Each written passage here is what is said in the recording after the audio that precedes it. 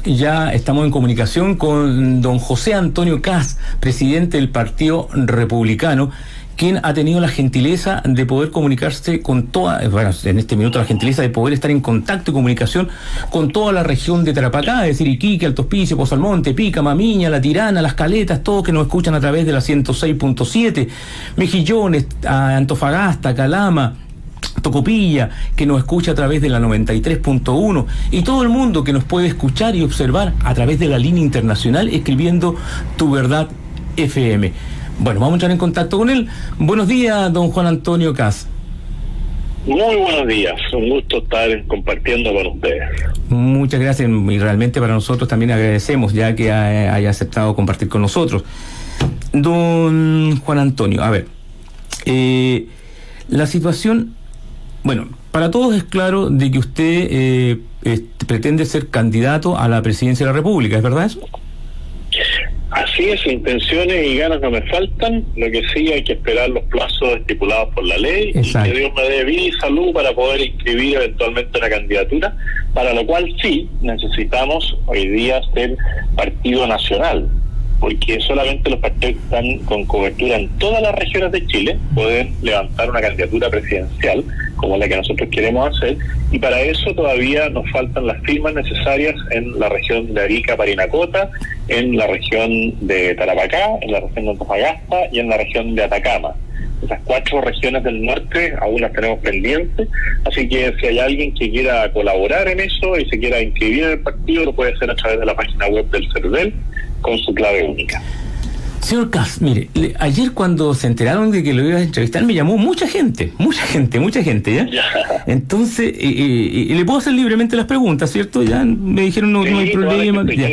Ya, algunos detractores suyos, otros no, otros sí, ya.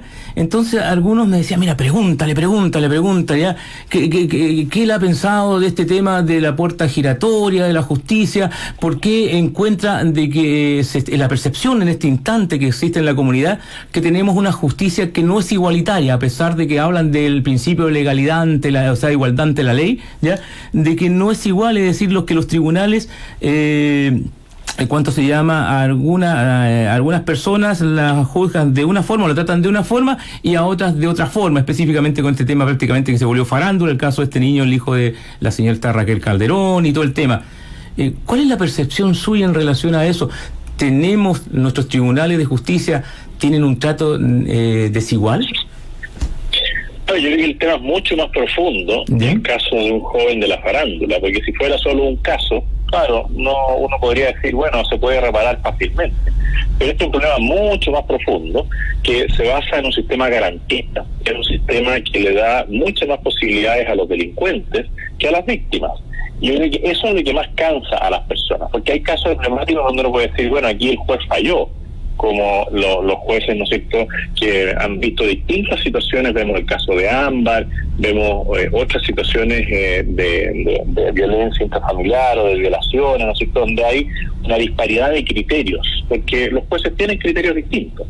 Pero el drama más profundo es que las personas que son víctimas de los delitos sienten y perciben, y es una realidad, de que no hay justicia para con ellos, porque los delincuentes tienen un abogado que le pone la defensoría pública, los fiscales están colapsados, y los jueces generalmente dejan en libertad provisional o con alguna medida cautelar menor a delincuentes que son capturados 2, 3 o 4 veces por los carabineros o por policía de investigaciones, que sí hacen su labor, pero no son acompañados ni por la fiscalía ni por los tribunales de justicia, y eso es más grave. Eso, para poder reformularlo, requiere cambios legales. Y para tener cambios legales necesitamos parlamentarios que estén dispuestos a avanzar en una justicia que le dé más garantías a las víctimas. Solo el día de ayer, por ejemplo, se votó en contra por parte de la oposición al actual gobierno el tema de la infraestructura crítica. ¿Y qué era esa ley? Era permitir que en casos especiales las Fuerzas Armadas pudieran estar presentes resguardando infraestructura crítica, como pueden ser plantas de agua potable, electricidad, para que no tengan que ser los funcionarios policiales los que tengan que resguardar esas zonas, y con eso liberar fuerza policial para ser operativo, para poder detener a delincuentes, y que otras fuerzas nacionales, en este caso las Fuerzas Armadas, puedan resguardar eso. Pero la oposición se opone, y cada vez que se plantean proyectos de ley que tratan de mejorar esta situación, la oposición al actual gobierno dice que no. Ahora vivimos todo el tema del paro a los camioneros, que las demandas de ellos básicamente era que se acelerara el trámite legislativo para que algunas normas cambiaran. Y la respuesta fue, incluso de un diputado y de la zona, el señor Hugo Gutiérrez, que había que aplicarle la ley de Estado. Y ellos lo que estaban pidiendo es que precisamente el señor Gutiérrez, el señor Navarro, legislaran y le dijeran a la nación si están de acuerdo o no en modificar las leyes penales para que esto cambie. Y le dijeron que no. Entonces, para modificar una parte de esto se requieren cambios legales y para otras cosas se necesita más carácter de la autoridad de gobierno. Hoy día nosotros vemos cómo el gobierno se reúne todos los días lunes con los comités políticos de los distintos partidos políticos de su coalición, en vez de reunirse con los encargados de la seguridad ciudadana, ya sean los directores de investigaciones, de la policía, de gendarmería, de la ANI, para decirle a los narcotraficantes, a los delincuentes y a los terroristas que va a haber un cambio de actitud y que se les va a enfrentar con todo el rigor de la ley, pero de verdad, no solamente con promesas. Y ese cambio de actitud va a pasar por darle también mayor respaldo a nuestras fuerzas policiales para que sientan que tienen ese respaldo, ese apoyo del mundo político que hoy día no se ve. Don José Antonio, y rectifico porque al principio le dije Juan y acá me están rectificando en forma inmediata por Facebook, ya las personas que nos comunican y dicen no, es Juan, no, perdón, es José, no Juan, me dicen acá, ya. Pero no hay drama, lo importante es el José. El José, ya. Don José, a ver, entonces, ¿usted qué sugiere? ¿Tenemos que ser más duros en las leyes penales? ¿Ya? ¿Son muy blandas? Porque acá, mire, sí, le escucho, le escucho. El problema, más allá de que las leyes sean blandas o no, es que se apliquen. Y hoy día, como tenemos un tema garantista, los jueces terminan interpretando las leyes para darle más facilidades a los delincuentes. Por eso la ley que deberíamos modificar, bueno, sí, en algunos casos hay que poner una ley más dura, pero lo que se debiera hacer es hacer responsable a los jueces de sus sentencias. Porque aquí nadie sabe cómo fallan los jueces siguen en el anonimato, y eso les da una libertad enorme de hacer lo que quieren. Por lo tanto, aquí, más que las leyes, es un problema de las personas y cómo se aplica la ley. Si yo fuera gobierno, haría una especie de observatorio judicial para decirle a la ciudadanía, a cada, por ejemplo, en Arica, que todas las personas de Arica conozcan quiénes son los jueces de garantía, quiénes son los jueces orales, y que se publiquen los fallos de esas personas, para que la nueva gente vaya sabiendo quién es quién. Porque aquí hay una especie de manto de protección o manto de silencio, no de protección, un manto de silencio sobre lo que hacen los jueces. Por lo tanto, yo creo que si nosotros empezamos a mostrar con más luz, iluminamos lo que está pasando, ya ese solo hecho va a hacer que cambien algunos jueces de actitud. Lo mismo con los fiscales. A mí me tocó ahí en Iquique, ¿no es cierto?, una agresión bastante dura en la Universidad Arturo Prat y no encontraron a ningún culpable. Y creo que ha sido la agresión más filmada de la historia de una agresión en la universidad. Bueno, finalmente los fiscales dijeron, miren, aquí no podemos unir la cara de la persona que lo golpeó con el pie. Entonces, ni siquiera le aplicaron una sanción por riña. No, y además que eso es gravísimo porque usted en ese instante era candidato presidencial. ¿Ya? Y fue... No, eso fue después. Fue después. Ya. Sí, fue cuando yo estaba haciendo charlas de servicio público. Sí, acá en la Universidad Arturo Prat. Sí. Claro, pero así como los tribunales no emitieron ninguna sanción contra nadie, la universidad tampoco. O sea, la universidad, que debe haber identificado a profesores que estaban instigando, habían redes sociales donde habían alumnos que estaban señalando lo que estaban haciendo, y habían alumnos que habían participado activamente en esto, no aplicó ninguna sanción, ninguna amonestación. Entonces, no nos sorprendamos que los tribunales no están haciendo su pega, porque ni siquiera las autoridades universitarias están sancionando con alguna medida disciplinaria a alguno de sus alumnos. Esto va mucho más allá de los tribunales. Esto es una actitud de la sociedad completa que tiene que empezar a exigir que se cumplan ciertos parámetros de convivencia. Si en la universidad no lo hacen, bueno, si de esa universidad salen abogados, como salen, bueno, ¿qué tipo de abogados se están formando? Que ninguno reacciona frente a esa agresión, que puede haber sido yo o puede haber sido otra persona. Yo estoy hablando en términos generales, no porque me haya afectado a mí, sino que hay que pensar, de esa universidad, ¿qué tipo de abogados van a salir? ¿Esos abogados van a ser fiscales? ¿Esos abogados van a ser jueces? ¿Participaron o participaron algunos de sus alumnos en esta agresión? Bueno, entonces el tema es un poco más profundo que solamente cambiar una ley y hacerla más dura. Nosotros también tenemos que pensar en cómo son nuestras cárceles. Nuestras cárceles hoy día, en algunos casos, son infrahumanas. Ahí no se respetan los derechos humanos. Y aunque sea el peor delincuente, tiene derechos humanos, tiene derecho a estar en una cárcel donde no corra riesgo su integridad física. El que es primerizo no debiera estar junto con otras personas que ya son profesionales del delito. Nosotros tenemos que elevar la condición que tienen en su trabajo los gendarmes. O sea, hay mucho por hacer, pero nadie quiere iniciarlo porque, por ejemplo, mejorar las cárceles es mal visto por la ciudadanía. Y la ciudadanía tiene la opinión de que hay que secarlo en la cárcel a las personas. Bueno, es un error, porque si nosotros dejamos que alguien en la cárcel no tenga alguna capacidad de rehabilitación, va a salir peor. Por lo tanto, no es un gasto, sino una inversión. Una inversión que es hacerla bien, darle las posibilidades de que la persona trabaje, de que se eduque, de que tenga acceso, no sé, si tiene fe, a practicar su fe, sin las medidas, ¿no es cierto?, insólitas que le aplicaron al supuesto machi Celestino Córdoba, que al final lo dejan casi libre. Pero nosotros tenemos que tener una mirada mucho más amplia que solamente modificar una ley. Don Antonio, me tocó dos temas que me interesaron, ya.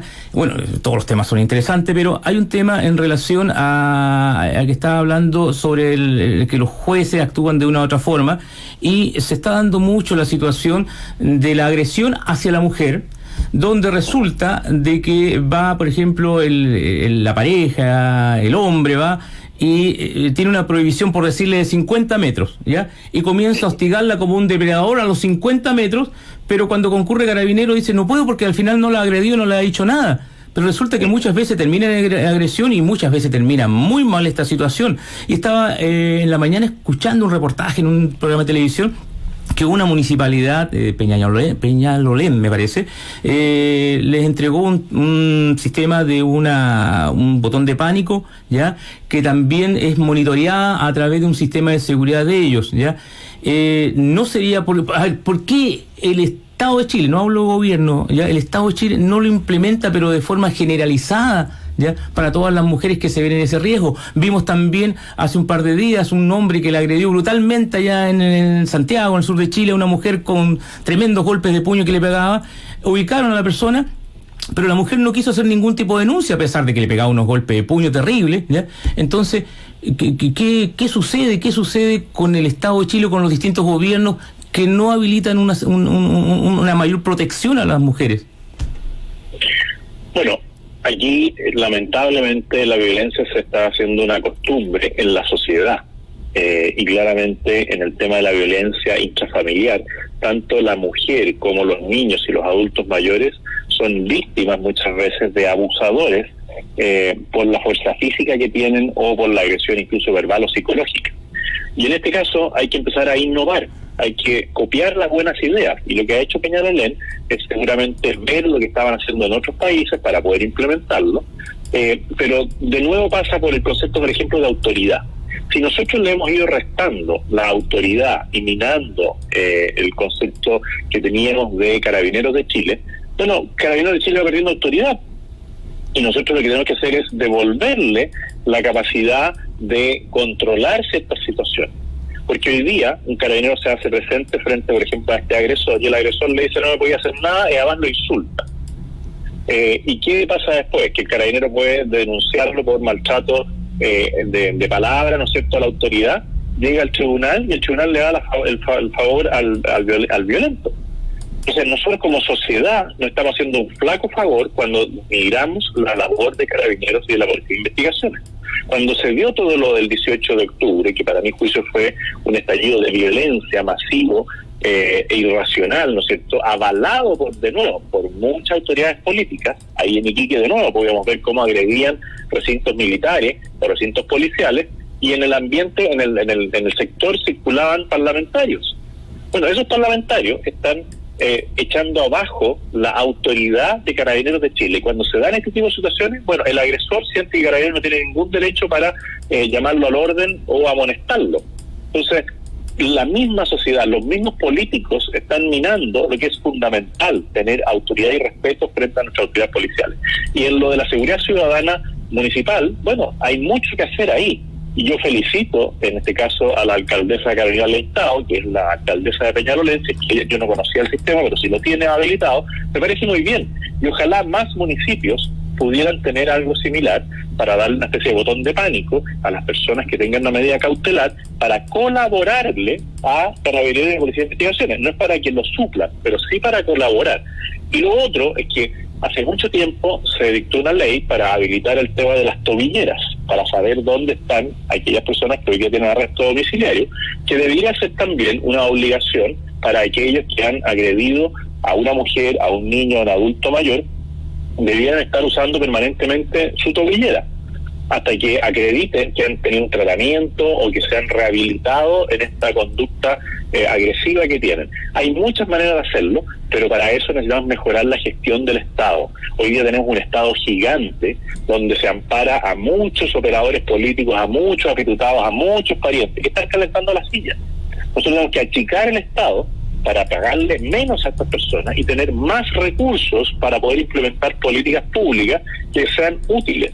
Una tobillera o un botón de pánico es algo muy útil y que se puede manejar a través de un computador y no necesariamente tiene que tener 10 personas preocupadas del tema. El computador da una alerta y el computador le avisa a un funcionario lo que está pasando. Pero para eso necesitamos 10 o 20 personas, que es lo que lamentablemente ocurre en Chile. Cada vez que se implementa una política pública se dice, bueno, necesito más gente. No, necesitamos más modernización, necesitamos achicar al Estado, hacerlo eficiente y generar una austeridad y cortar el gasto político para aumentar el gasto social, que incluye esta protección también a las víctimas. Don José, una consulta. Usted es una pregunta, no una consulta, una pregunta. ¿Qué religión profesa, don José? Yo soy católico apostólico romano, practicante. Católico apostólico romano, ya. La siguiente palabra. Yo, porque, ¿ya? Porque somos todos cristianos. Perfecto. El aborto. ¿Qué pasa con el aborto? Bueno, yo soy contrario a todo tipo de aborto y voté en contra de la ley que autoriza las 3 causales, porque creo que esa ley no se refleja en la realidad. Cuando se dice que está en riesgo la salud de la madre, es una situación que hace mucho tiempo, gracias a la modernidad, se superó. Cada vez que se está en riesgo la salud de la madre, se privilegia la salud de la madre, pero no se busca el aborto directo. Se podría dar un aborto indirecto. Cada vez que se dice que hay una inviabilidad fetal, bueno, hay hoy día muchas maneras de salvar la vida del que está por nacer. Y finalmente tenemos lo más dramático, lo más duro, que son los casos de violación, donde fruto del aborto no se supera lamentablemente el trauma de la mujer que fue violada, porque es el delito más deleznable que puede existir. Y no por el hecho de practicarse un aborto se va a olvidar esa conducta agresiva, violentísima, que es una violación. Lo que sí puede hacer es aumentar la aflicción de la mujer. Por lo tanto, la solución no es causar un aborto, sino que la solución es encerrar, condenar con todo el rigor de la ley al violador, y en muchos casos las violaciones quedan ocultas porque son de alguien cercano a la mujer que se ha visto afectada. Por lo tanto, hay 8 maneras de enfrentar esa situación. Primero, encerrando a los violentos y violadores, que muchas veces cometen un delito y siguen cometiéndolo, porque la justicia en estos casos tampoco llega oportunamente. Don José Antonio, mire, voy a leer un poquito los comentarios que nos están llegando a nuestra línea internacional de Facebook, que es Tu Verdad FM. Acá dice León González, ahora dilo sin llorar. Estoy leyendo todo, por si acaso, ¿eh? Dice, sí, ahora dilo sin llorar. Después dice Evan Cuanina, dice, muchos parlamentarios solo calientan el asiento. Después dice Héctor Vergara. Al que dice dilo sin llorar debe haber sido por la agresión que relaté. Yo no he llorado. De hecho, yo enfrenté a las personas que me estaban agrediendo y les decía cobarde. Yeah. No, estoy leyendo nomás. Estoy leyendo. Sí, pero es para aclararle a ese auditor. ¿Ya? Y le agradezco que esté escuchando, porque quiere decir que es una persona que quizás puede en algún momento cambiar de opinión, si es que me escucha diciendo las cosas fuerte y claro. Claro, después dice, nos dice Héctor Cas, Ernesto Vergara Col dice Cas 21, Rubén Eduardo Rojas dice apruebo, Evans Juanina dice Cas presidente, Libertad Bozo dice Cas presidente, Rubén Eduardo Rojas, infórmese bien amigas, que empiezan a discutir entre ellos, ¿ya? Después dice León González, toda la razón, Hat 22, aunque los zurdos les arde, ¿ya? Después dice impresionante está animada la conversación. Claro, entre ellos se conversa, ¿ya? Impresionante la falta de historia, memoria, de conocimiento sobre el funcionamiento de los tres poderes del Estado. El Ejecutivo no puede intervenir en otros en otros dos, si lo hace se llama dictadura. No, estamos claros los tres.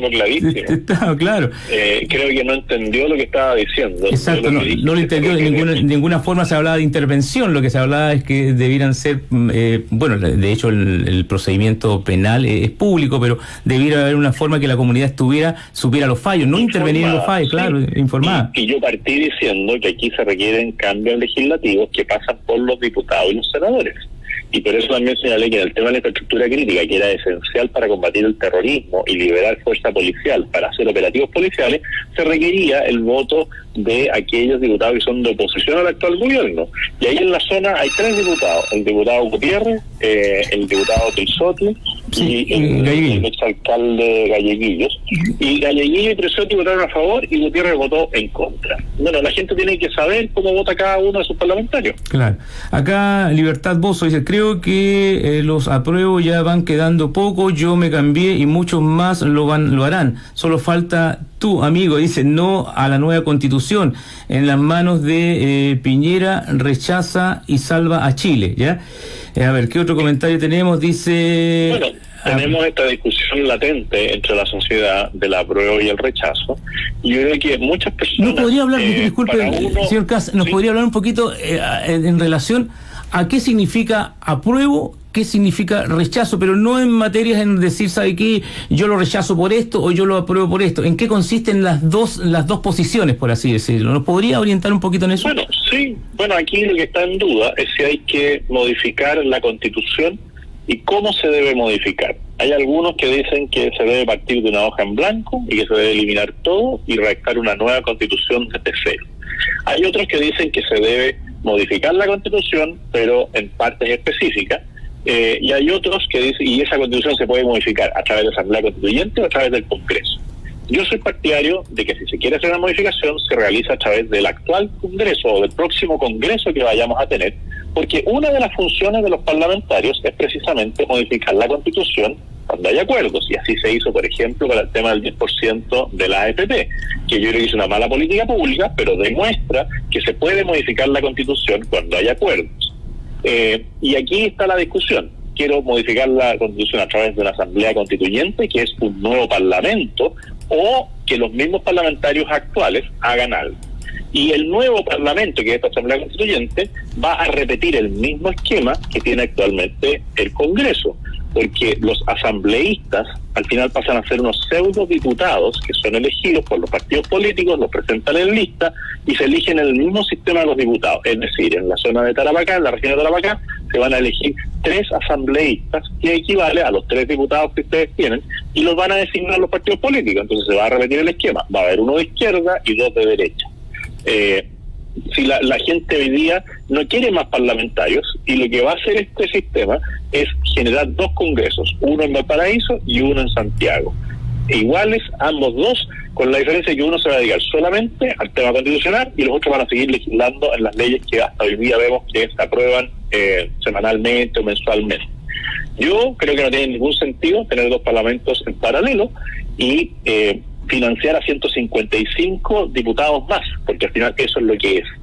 Y por eso mucha gente se ha ido dando cuenta de que aquí lo que están haciendo es aumentar el número de parlamentarios y la gente quiere menos parlamentarios. Y después lo que se dan cuenta aquellos que empiezan a leer la actual Constitución, que en términos generales está bien redactada. Si usted se va al artículo número 19, en todos sus numerales, y ve el derecho a la educación, el derecho a la salud, el derecho a vivir un medio ambiente libre de contaminación, el derecho a sindicalizarse, bueno, todos los derechos de las personas están muy bien recogidos en la Constitución. Por lo tanto, el problema no es de lo que dice o no dice la actual Constitución, sino cómo se aplican esos derechos en las distintas leyes, en las distintas cortes y en los distintos tribunales. Y volvemos de nuevo a la pregunta inicial. ¿Qué opino yo de la justicia? Bueno, que en muchos casos la Constitución está bien redactada, pero los jueces aplican mal las leyes que dependen de esa Constitución. Por lo tanto, desde mi punto de vista, no vale la pena entrar a un proceso constituyente para modificar cosas que están bien y que han demostrado en el tiempo que Chile ha progresado más y ha prosperado más que Perú, más que Bolivia y más que Argentina, que son nuestros países vecinos. Y si ya nos empezamos a comparar con Ecuador, con Brasil, con Venezuela, con Colombia, vamos a ver lo mismo, que Chile ha progresado de una manera más eficiente que los otros países, por mucho que digan que en Venezuela es una especie de paraíso terrenal, no lo es, y los hechos en la práctica lo demuestran. Entonces ya engañar a las personas es más difícil, y yo espero que si las personas empiezan a analizar desde la razón lo que se les está proponiendo, se inclinen más por el rechazo que por el apruebo. Mire, señor Kass, hay personas que dicen lo siguiente, dicen, mira, ya, yo creo que tienen que haber cambios, dicen, yo no es que lo diga yo creo en la forma que se expresa, yo creo que tienen que haber cambios, tenemos una Constitución de 1980, las comunidades, las sociedades van cambiando, por lo tanto las constituciones también tienen que adecuarse, y más aún la que tiene nuestra Constitución, que permite hacer cambios a través de las modificaciones constitucionales, tienen harto quórum, sí, pero permite hacer los cambios, ¿ya?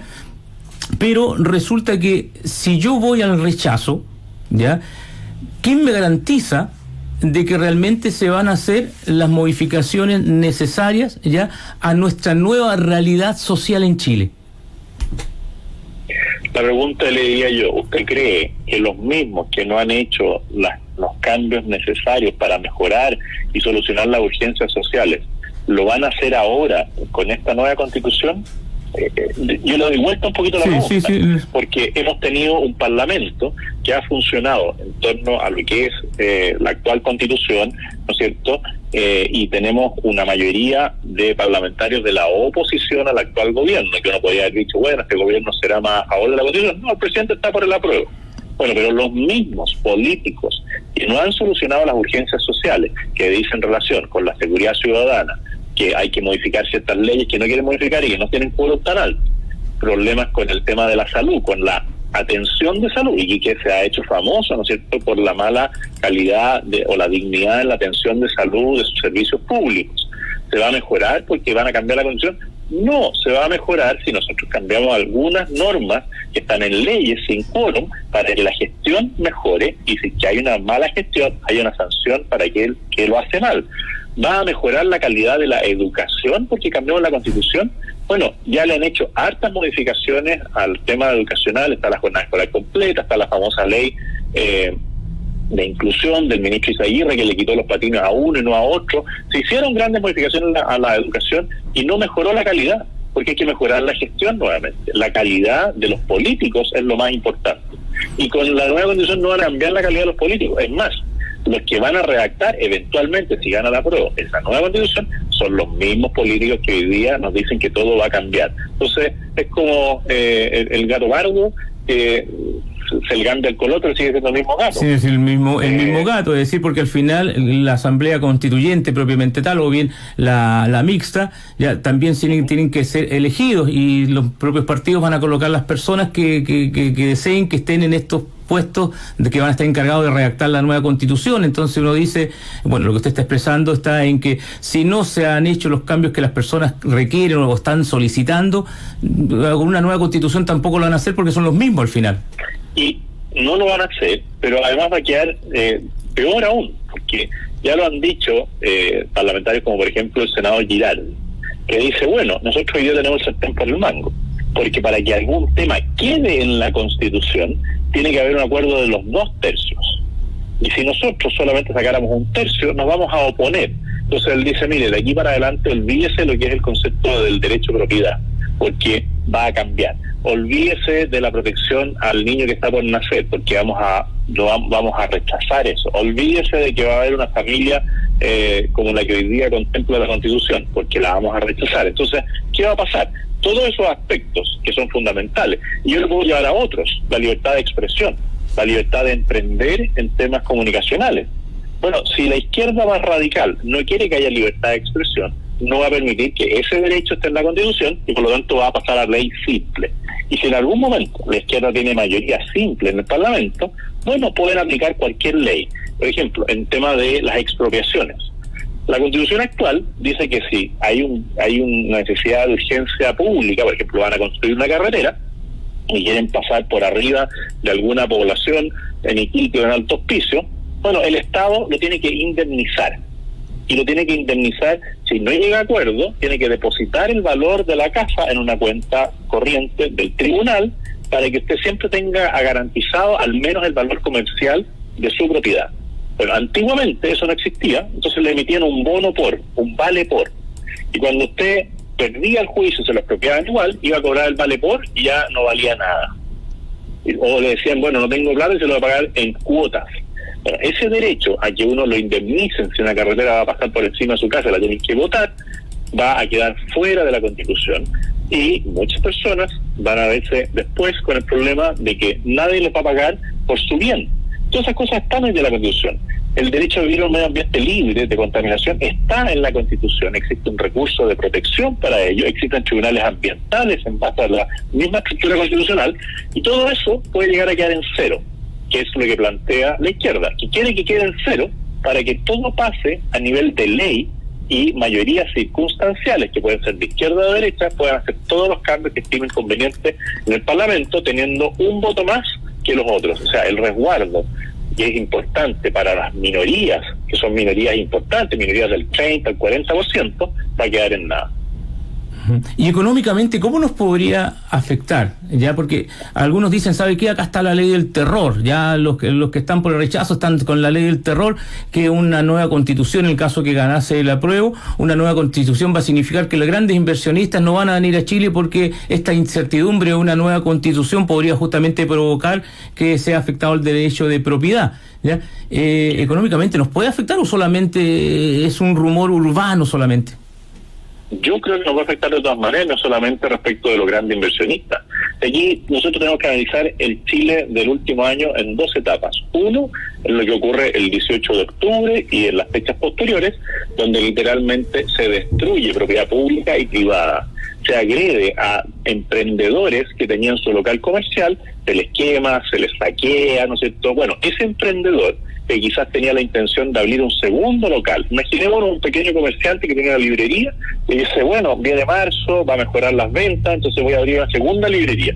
Pero llegó octubre primero y le cerrajaron la librería y se la saquearon. Perdió su capital, perdió todo, y él ya no va a tener interés en tener dos locales y arriesgar más de su patrimonio. Y ese es un pequeño comerciante. ¿Para qué les digo lo que van a pensar las grandes inversiones mineras? Porque cuando uno viene a invertir a un país, sea Chile u otro, lo que busca es estabilidad en el tiempo. Si yo quiero hacer una gran inversión minera, que puede ser de 500 millones de dólares o 1.000 millones de dólares, lo que al menos espero es recuperar mi inversión y sobre la inversión tener algún grado de utilidad. Que aquí le dicen, mire, no va a haber certeza de cómo se garantiza la concesión minera para adelante y que esto puede cambiar de un día para otro, bueno, el inversionista va a decir, mire, parece que es más seguro irme a Perú o irme por el lado argentino, a pesar de que ellos son más desordenados, pero respetan la propiedad privada, y se van a parar literalmente algunos proyectos de inversión que requieren certeza en el tiempo. Y aquí va a haber una suspensión de las certezas y que gana la prueba durante 2 años, hasta que se dicte la nueva constitución y vayamos al plebiscito de salida. Y el plebiscito de salida, si la constitución es muy mala, nos podría darse el caso, si fuera así, yo espero que fuera de esa manera, que se vote que no a la nueva constitución y volvemos de nuevo a foja cero, al momento en el que estamos hoy día. Por lo tanto, un país no se muere generalmente por los saqueos y por las barricadas, sino que se muere por la incertidumbre. Si no hay inversión en Chile, bueno, ¿dónde vamos a recuperar los 3 millones de empleos que se han perdido o están suspendidos en el tiempo al día de hoy? si la realidad que existe hoy día se agravó con la pandemia. Al 18 de marzo teníamos 500.000 personas que habían perdido su puesto de trabajo fruto de la destrucción de bienes públicos y privados. Y al día de hoy estamos llegando a los 3 millones de personas que o están sin trabajo o están suspendidos sus trabajos. ¿Cómo recuperamos los puestos de trabajo? Me van a decir que el Estado va a contratar a 3 millones de personas. No es viable, porque aunque subiéramos los impuestos al infinito, no nos daría para poder financiar todo lo que implica 3 millones de personas adicionales que dependan del Estado. Por lo tanto, lo que necesitamos es inversión privada, emprendimiento privado, desde el más pequeño hasta el más grande, que vuelva a generar fuentes de empleo y trabajo digno. Y eso no va a ocurrir si hay incertidumbre, y se puede ver en cualquier país donde hay un desorden, donde no hay certeza, los inversionistas empiezan a ir. Vean lo que está pasando en Argentina, donde trataron de expropiar incluso a emprendedores privados. ¿Cómo está el desastre en Argentina? Veamos lo que pasó en lugares mucho más críticos como Venezuela, donde el ex líder Chávez decía, no, mire, yo jamás expropiaría. Y hay después videos que donde lo muestra él diciendo expropiese y expropió todo. Veamos lo que ha sucedido en Nicaragua. Bueno, y sigamos así viendo lo que ha pasado en otros países, por ejemplo en Ecuador con la libertad de prensa. Veamos lo que ha pasado en Perú con los gobiernos populistas. Bueno, a eso nos arriesgamos. La gente sí es libre de tomar una decisión, y nosotros, como somos personas democráticas, tenemos que acatar la decisión de las personas, pero al menos tenemos que advertirle lo que nosotros vemos que puede ser muy perjudicial para la nación. En el hipotético que ganara, ya, aunque no me gusta el término ganara, pero fuera el apruebo, ¿ya? Uh-huh. ¿Cuál sería su posición? ¿Cómo tratarían de compensar esta situación? Es decir, buscar colocar a personas de su misma ideología dentro de ya sea el constituyente propiamente tal o el mixto, o no, o derechamente sería sus cuarteles, por así decirlo. Disculpe la palabra. No, el que nace chicharra muere cantando. Y por lo tanto, nosotros si perdiéramos en octubre con el apruebo, bueno, seguiríamos al día siguiente defendiendo o proponiendo nuestras ideas con la misma fuerza que lo estamos haciendo hoy día, porque las ideas no mueren porque uno gana o pierde una elección. Por lo tanto, yo puedo perder una elección, pero eso no quiere decir que yo me tenga que quedar callado o ir para la casa. Muy por el contrario, voy a seguir con más fuerza y vamos a seguir todos con más fuerza planteando lo que le hace bien al país. Y ese bien al país es estabilidad, es decir, las cosas claras, es respetar ciertos derechos de las personas, es respetar los bienes de las personas, es fomentar el tema de la autoridad y la seguridad. Como lo más probable es que se deteriore mucho el ambiente, tanto económico, por falta de inversión, de seguridad, porque la falta de inversión trae más problemas, ¿no es cierto? Que aumente la inmigración, porque ya vimos que el Senado el día de ayer autoriza una nueva visa consular laboral, siendo que tenemos hoy día un nivel de cesantía enorme. Bueno, están diciendo a la persona, oiga, venga a Chile, aumentemos el problema que tenemos hoy día. Eso es lo que le dijo ayer el Senado a toda la sociedad. Entonces tenemos que seguir planteando nuestras ideas, y eso se hace presentando listas y personas que vayan a esa eventual asamblea constituyente a plantear esas posiciones que son tan importantes que no se dejen de señalar nunca. Pregunta que también me dijeron que se hiciera, ya, amigos que ayer me llamaban como loco después que supieron que usted está en el programa, ¿ya? Cortita la pregunta. ¿Usted se considera pinochetista? No, yo nunca he dicho que soy pinochetista, pero sí que respeto y valoro toda la obra que se hizo durante el gobierno militar, porque fue mucho más que una persona, fue un equipo de gente que miró al país de una mirada distinta, donde dijeron, ¿cómo nosotros hacemos para que se supere en gran medida la pobreza extrema? Y eso se hace focalizando el gasto público. Hoy día se habla mucho del per cápita, y de cuánto es el sueldo de la persona en Chile en comparación con otros países. Y la gente dice, oiga, pero el per cápita dice que estamos como en $20,000 y yo no gano $20,000 al año, que son 14 millones de pesos aproximadamente. Para que nuestra audiencia entienda, el per cápita es el ingreso por cada habitante, ¿ya? Que yo, por ejemplo, de $20,000 significa que yo recibo, ¿cuánto? 15 millones de pesos al año, que no los recibo. Claro, pero claro, eso es. ¿Pero por qué no lo recibe? Porque eso considera que el país tiene, dentro de esos $20,000, Bueno, una inversión que se destinó al agua potable, una inversión que se destinó a la alcantarillado, una inversión que se destinó a la iluminación, una inversión que se destinó a la educación, otra a la seguridad, porque hay servicios que están ahí que se pagan, como el alcantarillado y el agua potable y la luz eléctrica, pero hay otros servicios como la iluminación de las calles que el vecino no lo paga, salvo a través de sus impuestos. O el sueldo de los profesores, el sueldo de las Fuerzas Armadas, el sueldo de la policía, el sueldo de los funcionarios de salud. Todo eso se considera para ver todo el patrimonio del país y lo divido por la cantidad de habitantes. Eso me da una cifra. Por lo tanto, efectivamente, no es que la persona gane los 15 millones de pesos al año, sino que entre lo que él gana y los servicios que recibe por parte del Estado, eso es lo que se considera el per cápita. Y eso, en comparación con otros países, estamos muy lejos por encima de otros países, porque usted puede ir, por ejemplo, a Venezuela, donde se dice que el agua, ¿no es cierto?, es nacionalizada y el agua es de todos, pero hoy día reparten agua en la ciudad, no en las zonas urbanas o en las zonas de extensión urbana con camiones aljibe. O hay ciudades como Maracaibo, donde no hay luz eléctrica durante 12 horas del día, y eso que es un derecho garantizado, porque usted puede garantizar todo, pero si tiene una mala gestión, si hay algunos que se aprovechan de los recursos públicos, bueno, la situación siempre va a ser más mala para aquellos que no son parte del Estado y se pueden beneficiar de el abuso o de la corrupción. Entonces, hay una situación en Chile que es mejor que la que teníamos antes y mucho mejor en comparación con los países vecinos. Señor Kast, el tema de la pandemia. Bueno, ya no lo fue, pero si usted hubiera sido presidente de la República, ¿ya? Dos preguntas. Primero, si hubiera sido presidente de la República, ¿cómo hubiera actuado frente a esta situación de la pandemia? ¿Y cómo encuentra usted que ha actuado el gobierno para poder enfrentar la pandemia? Bueno, hay distintos frentes. Uno, y el más importante, es el frente sanitario. Y ese frente, yo creo que se abordó bien, dado la complejidad de lo que estaba ocurriendo a nivel mundial. ¿Y por qué? Porque al final, lo que uno puede son cosas objetivas las que puede evaluar.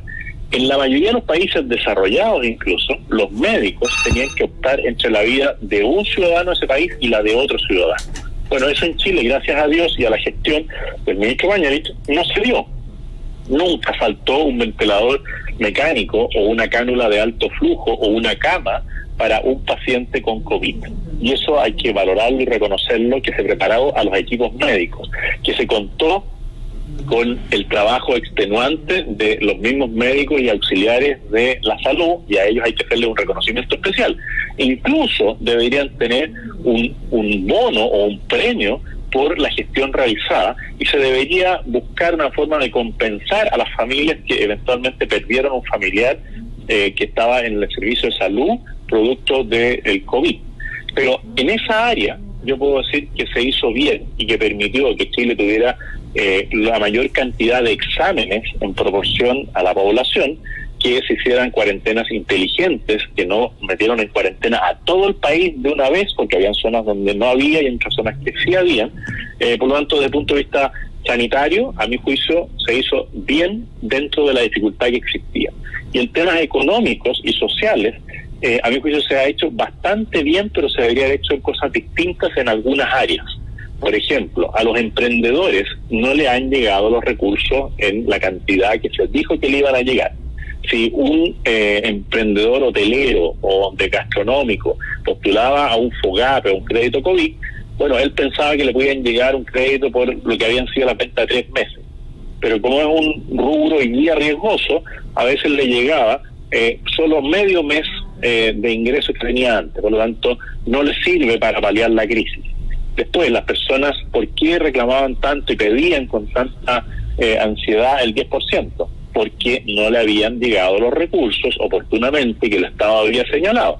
Si el Estado hubiese trabajado con más prontitud y prevención, bueno, a muchas personas que habían perdido su trabajo, estaban suspendidos, les había llegado un subsidio directo a su cuenta RUT, cosa que hicieron en otros países y le garantizaron un ingreso mínimo a todos aquellos que habían quedado sin trabajo y que se podía acreditar que era fruto de la pandemia.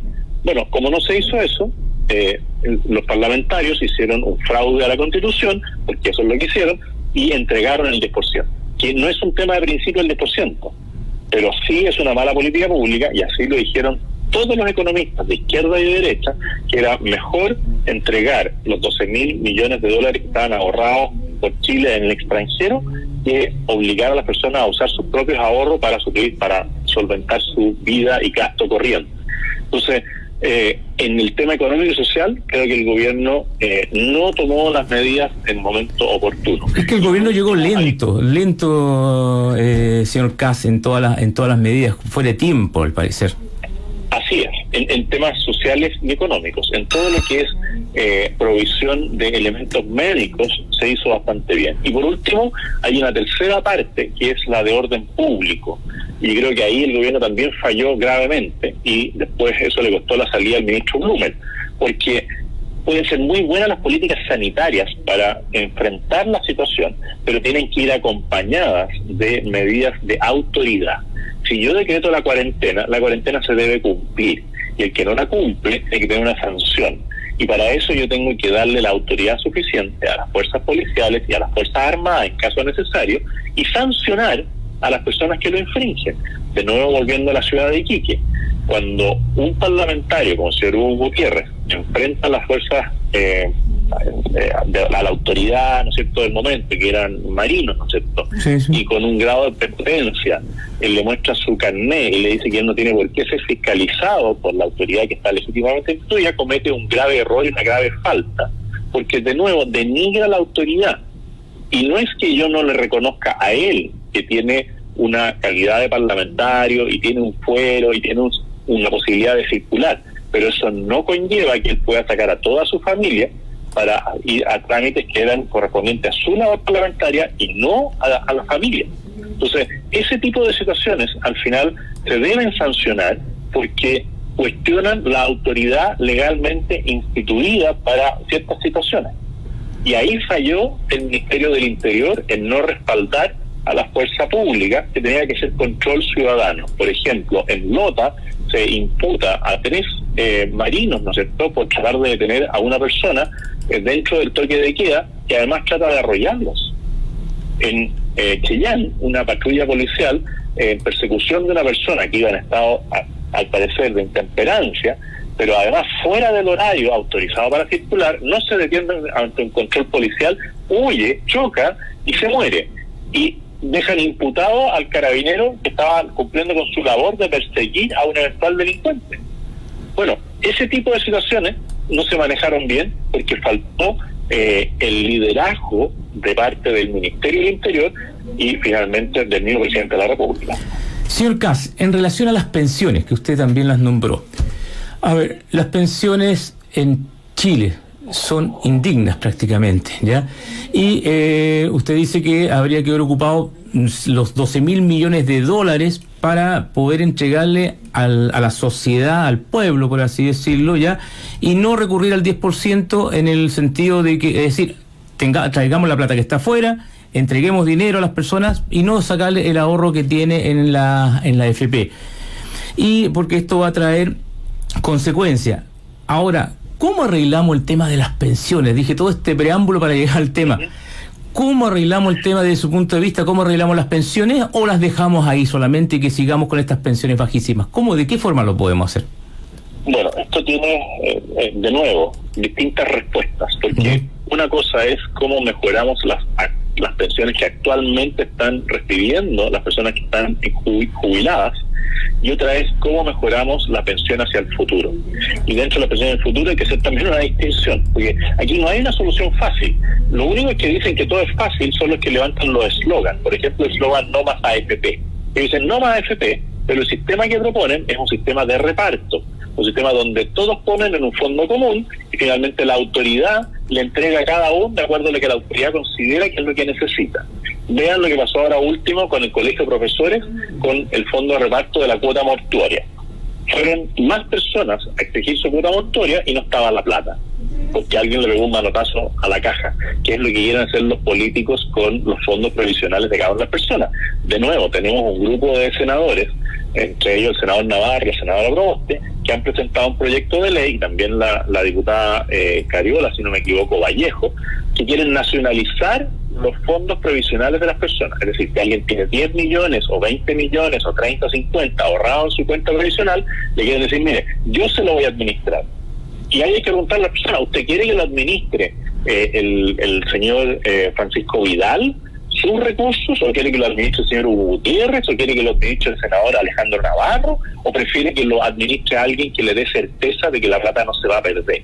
Le aseguro que la gente va a decir, si es mi plata, prefiere que lo administre a alguien serio y no un político. Entonces, para poder mejorar esto, para los que están actualmente recibiendo pensión, hay que inyectarle más recursos. Y aumentar los impuestos para mejorar esas pensiones no es la solución. La solución sería, por ejemplo, privatizar el 50% de Codelco, el 50% de ENAP y totalmente Televisión Nacional. Y con los recursos que se obtengan, ya sea se le pueden entregar acciones de esas empresas a las personas, a todos los chilenos, o se puede vender y con eso mejorar la calidad de las pensiones de las personas que hoy día reciben pensiones muy bajas. Después hay un grupo intermedio que están por jubilar. Bueno, a esas personas yo les puedo hacer planteamientos de manera voluntaria si quieren seguir cotizando en el tiempo. Si no quieren, están en su justo derecho, si no, mira, la ley dice que yo me jubilo a los 60 o a los 65, me voy a jubilar a esa edad. Bueno, hay que entrar en la misma lógica de ver cómo le mejoramos al que tenía algún grado de ahorro, ya sea a través de una pensión básica solidaria con un monto más alto o con algún otro tipo de beneficios para personas que tienen una situación desmedrada. Por ejemplo, hay personas que jubilan con una baja pensión pero pagan contribuciones y son adultos mayores. Bueno, dejémoslos libres del pago de contribuciones para su vivienda habitación, no para la vivienda de recreación. Pero si hay un adulto mayor que tiene una baja pensión y tiene que pagar contribuciones por su casa, bueno, liberémoslo de eso. Si hay un adulto mayor que tiene una baja pensión y tiene que pagar por el retiro de la basura, bueno, liberémonos del pago de la basura. Si hay un adulto mayor que es crónico y tiene que ir todos los meses al consultorio a retirar su remedio, hagamos que el remedio le llegue a su casa. Bueno, hay muchas maneras de ir mejorando la condición de las personas para que su pensión no se le vaya solo en remedio, no solamente en transporte, y poder por otras vías mejorar su condición de vida. Pero para que reciban más dinero, sí, ese es el tema. Estamos claros que los medicamentos estarían sin IVA, en las contribuciones, pero para que reciban más dinero.